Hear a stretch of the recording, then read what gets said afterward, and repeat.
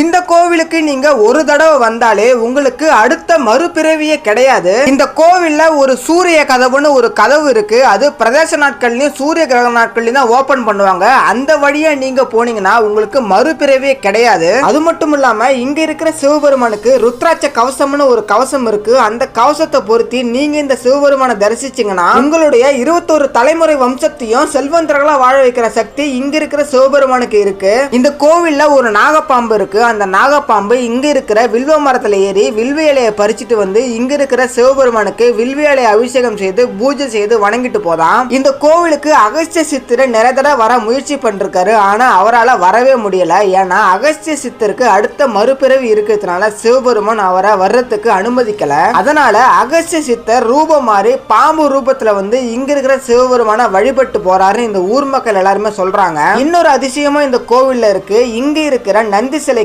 வலது காது உடைஞ்சிருக்கும். நீங்க அந்த வலது காதால உங்களுடைய வேண்டுதலை சொன்னீங்கன்னா சிவபெருமானுக்கு நேரடியா அந்த வேண்டுதல் காதுல விடுமா. இன்னமும் நிறைய அதிசயங்கள்லாம் இந்த கோவில்ல இருக்கு. இந்த கோவில் எங்க இருக்குன்னு பார்க்கறதுக்கு முன்னாடி நான் உங்க சக்தி டிராவலர் இந்த மாதிரி அதிகாத சிவனாலயங்களை பத்தி வீடியோ எடுத்து போட்டிருக்கேன். நம்ம சேனலுக்கு வந்து புதுசுனா மறக்காம ஃபாலோ பண்ணி சப்ஸ்கிரைப் பண்ணிக்கோங்க. இந்த கோவில் எங்க இருக்குன்னு பாத்தீங்கன்னா கும்பகோணத்துக்கும் பக்கத்துல தேப்பெருமான் நல்லூர் அப்படிங்கிற ஊர்ல தாங்க அமைஞ்சிருக்கு. இந்த கோவிலை பத்தின முழு காணொலியும் நம்ம சக்தி டிராவலர் யூடியூப் சேனல்ல இருக்கு. மறக்காம போய் பாருங்க. இந்த மாதிரி அதிசயம் நிறைந்த சிவனாலயங்களை பற்றி நீங்க தெரிஞ்சுக்கணும்னா நம்ம வாட்ஸ்அப் குரூப்ல மறக்காம ஜாயின் பண்ணிக்கோங்க. நீங்க என்னதான் நினைச்சாலும் இந்த கோவிலுக்கு உங்களால வரவே முடியாது. ஓம் நம சிவாய.